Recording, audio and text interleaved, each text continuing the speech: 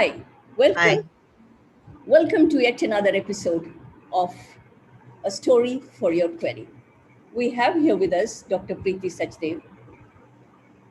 Thank you, ma'am, for agreeing to join our podcast.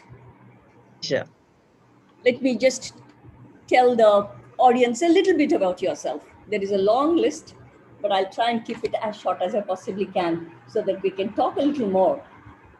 I have had the privilege of knowing Dr. Sachdev since 1986. She's been a popular teacher of the B.Ed College and an academician par excellence. I don't know if you remember Dr. Sachdev. You were a principal of a reputed school in North Mumbai, and I had applied for a job in that school. I was doing my PhD at that time, and you very clearly told me, you will do your PhD on your time and not on my time. That was the professionalism which you practiced. I wanted to tell everybody about that. Now, armed with a graduation in biophysics, you started your career in 1973 without a training. And there has been no looking back since then. You did your B.Ed, you did your M.Ed, and you did your PhD from Bombay University, and you continued in the teaching fraternity. You've also been an honorary secretary of the World Education Fellowship Indian section since 2004. And currently, you're nominated chair of IDAC, International Development of Asia Committee, which is a subsidiary of International Literacy Association. That's right. All this. Yeah. Yeah, this is a long list of achievements, Dr. Sachdev. Thank you. It's a long life as well. And welcome you once again to the podcast. Thank you. So, without really beating around the bush, let me get to the brass tacks first. Mm-hmm. What made you get into the teaching profession instead of being an engineer or a doctor? I would say it's only because I love children, and I was actually in the process of doing my PhD in biophysics when I suddenly realized that I don't want to be just sort of handling laboratory materials. I would rather be working with children. So I left that. It took me a year after that to actually find something good, and I discovered that I just love teaching. So that's where I am. So this was serendipity which brought you here. Absolutely. So tell me, doctor, you've been in the teacher training for some time. Mm-hmm. And the quality of teachers who used to come into the teaching profession a few years ago and the quality of teachers who come into the teaching profession today, is there a difference? There is a difference. Professionally, they still have the same qualifications. They still have, they don't take untrained teachers anymore now. And I was lucky to start off untrained. But the much of it is because of the economic angle. I mean, teachers are the lowest paid amongst those who have the same qualifications. So it doesn't attract a very big crowd. And even if they do come for the love of teaching, they stay there for some time and they find that there's so much work that a lot of them just drop out of teaching after a few years. And that's why the quality of teachers in schools is not the same at all. And even in training, we used to get teachers who were, they'd sort of lived their lives, had their children, and now they had time and they came into teaching. That also doesn't happen anymore so much, So we don't have that much commitment among the teachers. It's a real pity. Having said that, I would say we have some great teachers, both under training right now and also in the schools right now. But I suppose the number is small. I Yes. do remember reading one research which said even in the UK, they did a research and they found out the parents don't encourage their children to join the teaching community. Part of it is just the economic angle. That's one of it. But the second part, of course, is that there are, for the same amount of effort in study and education, there are so many more avenues available now. True. You know, I remember when I was in college, I mean, you could be a doctor or you could be an engineer or at worst a lawyer, you know. I mean, that was like bottom of the rung. And, or nobody else was considered to be properly educated. We were, and teachers were nowhere even, you know, in the list. So that's, of course, I would say 60 years ago, maybe 50 years ago. But things have changed now. Salaries, I was just looking at the recent salaries. What I drew when I retired is what, more than that, the, you know, the lowest staff in a school is getting today. That's true. That's true. That brings to mind one hilarious episode. A friend of mine and I, we used to take a bus in the morning. I'm talking about 1986. Mm-hmm. And we used to travel up to Andheri. And from Andheri station, we used to take an auto to go to our school. And in the bus, invariably, we teachers would talk. And the bus conductor happened to hear us. And he came up to us and told us, if you don't mind, I think you're all people who are educated and you are teachers. How much do you draw? I don't want to tell the amount on social media. So we told him an X number. He turned around and said, Bus, is that all? I get more than you. That is true. I remember having uh, had a viva voce with a student from the SNDT University, and it was difficult fixing the date for her because she was an air hostess now. And she had done a course in MSc Communications or something, and I was the examiner. And eventually, we did get a date, and in the conversation, it came out I was the principal of a school, and she was drawing like 1.5 times my salary with, with the graduate qualification. So, you know, like you suddenly feel like, is it worth it? But, you know, Pramila, if you love children, True, you overcome all this. true. And for me, I moved from school education. I taught for several years in schools. I would say about 7 years or so, approximately. And then I moved on to teacher training. The reason being mainly this, that I felt that if you can have good teachers, you know, there is so much multiplier effect. You can reach out not only to your class of 40 or 50, but you can reach out to 500 people at the same time if you have 10 good teachers that you have brought out of teacher training. And I would say that was the ratio we used to expect, that from a student group of 100 students, we had about, I would say, 10% who were really good. And I'm happy that that was so, you know. Sorry, I have to put this off. Yeah. So, but uh, those teachers, those 10%, they were really good, and they are somewhere in the schools today, and I'm sure they're doing their job very, very well. Sure. That is why the saying, perhaps teacher touches eternity. Yes, yes. The teacher doesn't know how far its effect is going. I mean, I realized that a lot when I had, when I was a principal, I had students I had taught 20, 30 years before that coming to me, Miss, please take my child. Please take my child. I want them to be there with you. It's a pleasure to teach the second generation also, you see. Yes, I've had third generations I've taught, so I'm just blessed. It's a pleasure. So that explains the economic reason is the reason why the army family army parents continue to get their children inducted into the army. Doctors want their children to be doctors. Engineers want their children to be engineers. But teachers don't want their children to be teachers. What a Unfortunately, pity. What a it's, pity, but it's a pity. But at the same time, some of us who got into this line, we have continued to be in this line. We wanted to be here, but we are not breadwinners. no, that is true. That is true. So I mean, that we is are one, here because we don't have to really support the family. absolutely.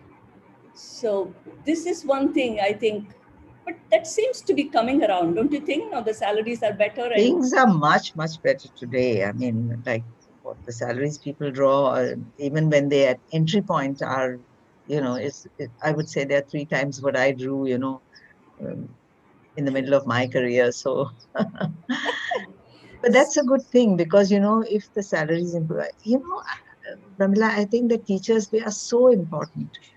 The teachers are going to make the future doctors, the future engineers. They're all going through your hands. And if you will be respected, you will do your best, and you'll get the best teacher, best people to in your country. They just have to be taken care of, the teachers. true. I So think the current government has a more positive look in these areas. I'm not sure how much the salaries are going to increase, but definitely the respect for teachers is much more today. you're referring to the NEP 2020. Yes, yes.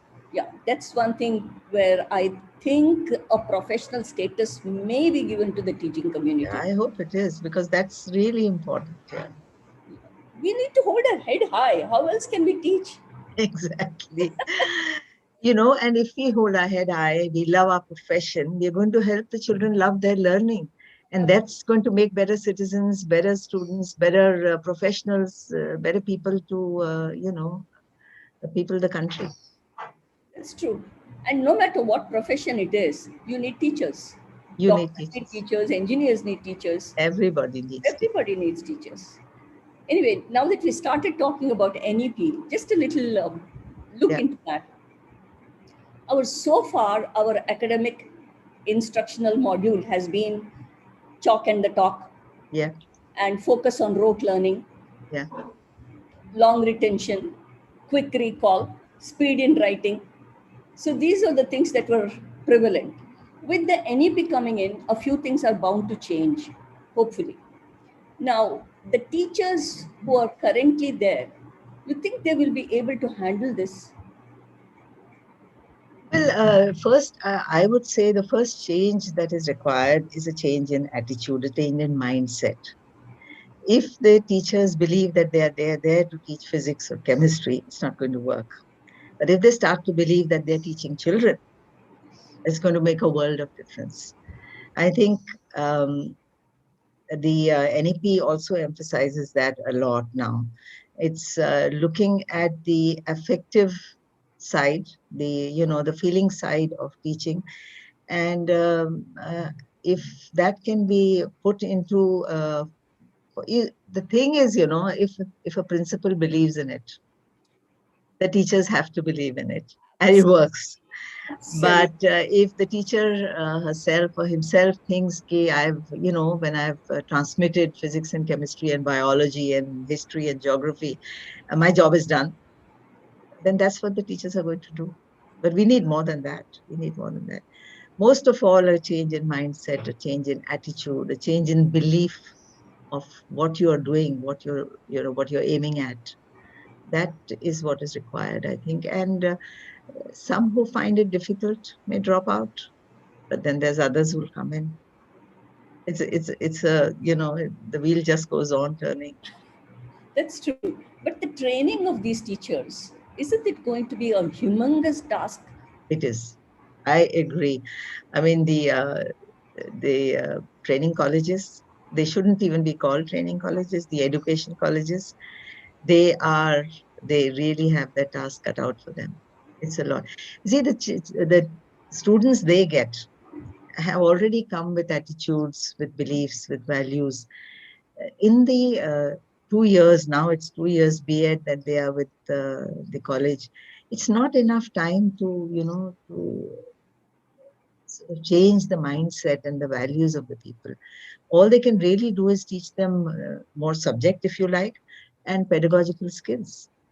They're not going to be able to do very much about the attitudes and beliefs. And it's very easy for a student to um, put on a facade, a sort of a fake right attitude. And the minute they are out of the training college, go back to their old attitudes. This happens all the time. Yeah, that's true. And teachers in schools, unfortunately, schools, because of the heavy curricula and the heavy load of work, it's easiest to just dwell on the subjects rather than on anything else there. So they end up just teaching, just the subject, not developing the personality or the belief system of their students. Just filters down to the students in the end. Yeah, I remember the so-called project method, project-based learning, has today become a kind of just a group activity. Not only that, you'll be surprised at how much commercialization is there. We have near my house, there's a person who advertises outside the project work done for you. Oh, oh, really? So, for all ICSC and IB schools, he specializes in that.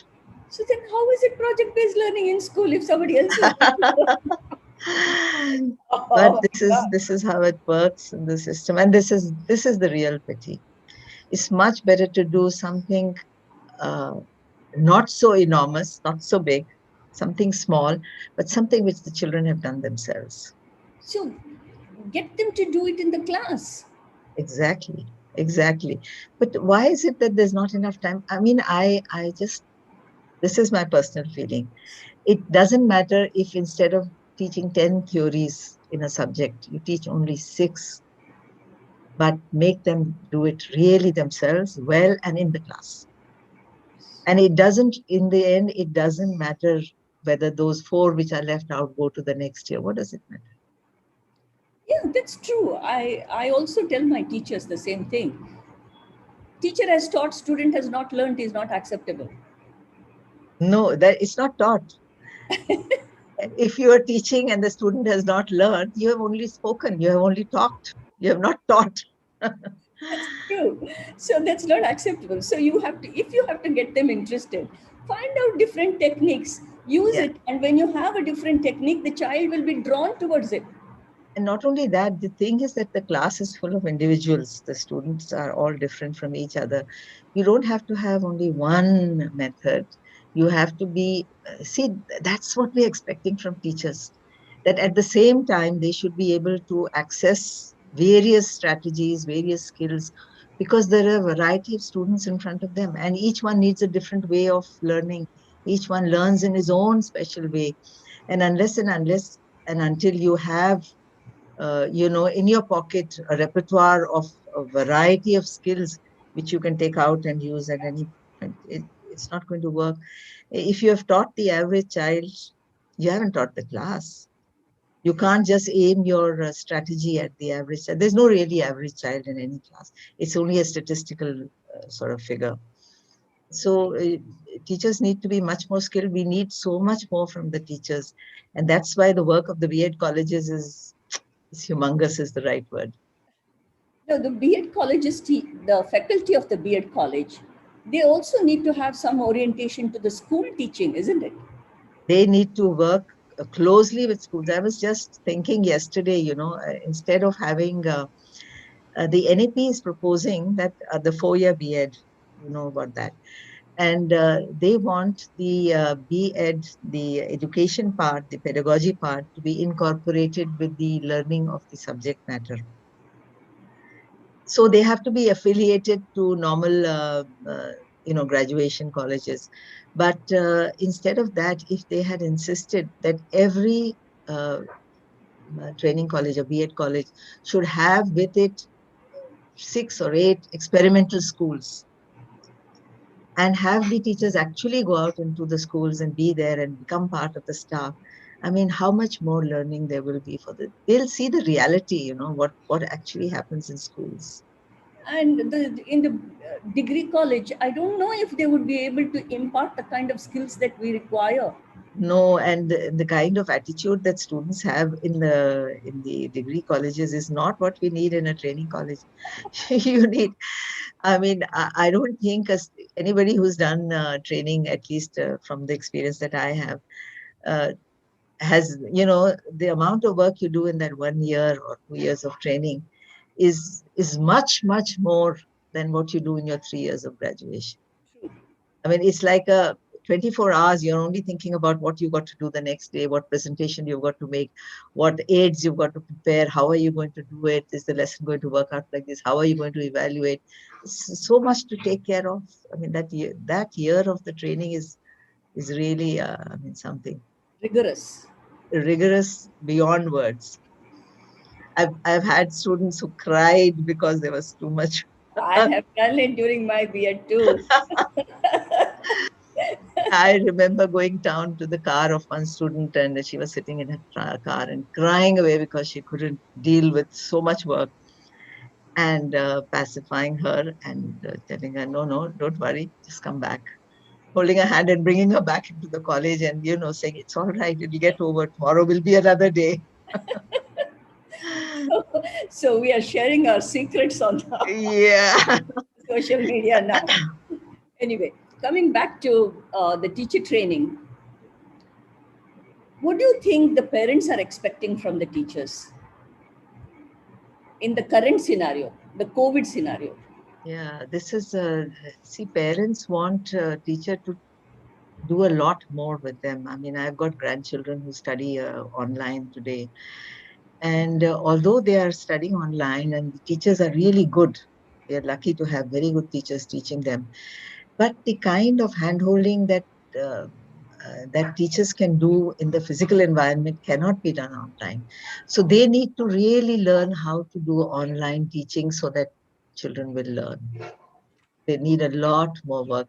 It's not just presentation, even if they give them homework. Children, especially young children, I would say in elementary school up to the 5th, 6th standard, they need a lot more personal supervision by the teacher.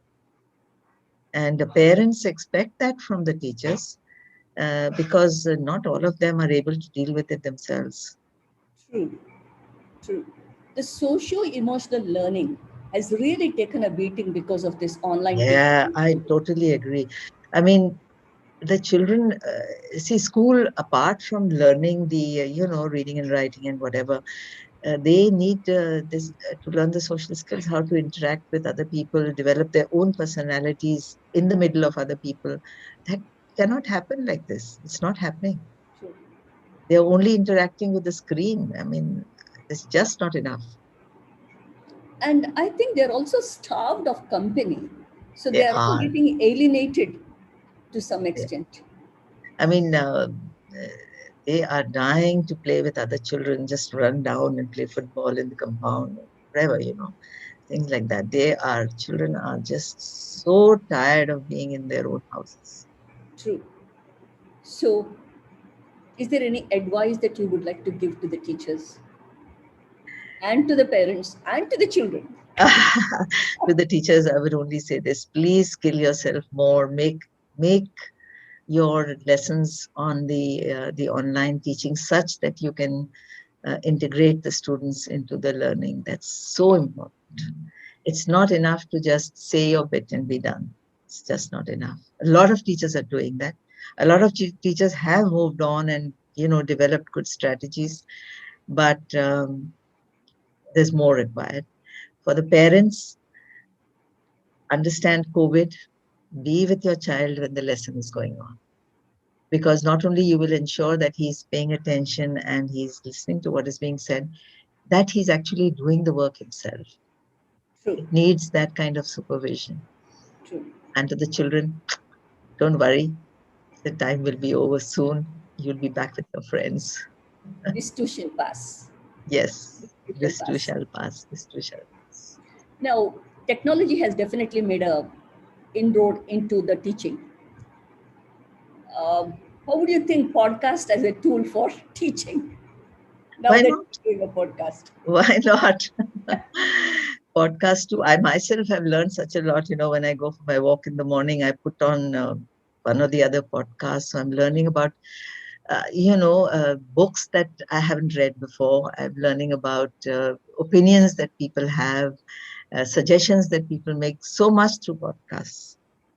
It just works very well. But I think you need to be a little bit mature, older, to be able to benefit from it. I Because in you have to go to it. The Yes, podcast is not going to come to you. correct. You have to go to the podcast. You have to decide, I want to know more about this. and then that's how you move. Very right. Very right. When I initially thought of the podcast, I was thinking of my target audience as the students. Yeah, And we started with that so that it could be a kind of a supplement, or it can complement the life skills. Later on, I realized my target audience has moved from the students to the parents. exactly, exactly. That's No, where but we are. through the parents, it will reach the students as well, I'm sure. I, I should think so. I Yeah, should yeah. think so. So that brings us to the end of the podcast, Dr. Sachdev. It's been a pleasure having you here. And I do hope the audience will pay attention to what you've been saying repeatedly. Look at the children. Yeah. Thank you, Dr. Kudwa, for having me. But I think that's the most important thing, the children, because they are the future of our country. Yes, yes, absolutely. And if you have to err at all, err on the side of the child. Absolutely. Great, totally. Thank you very much once again.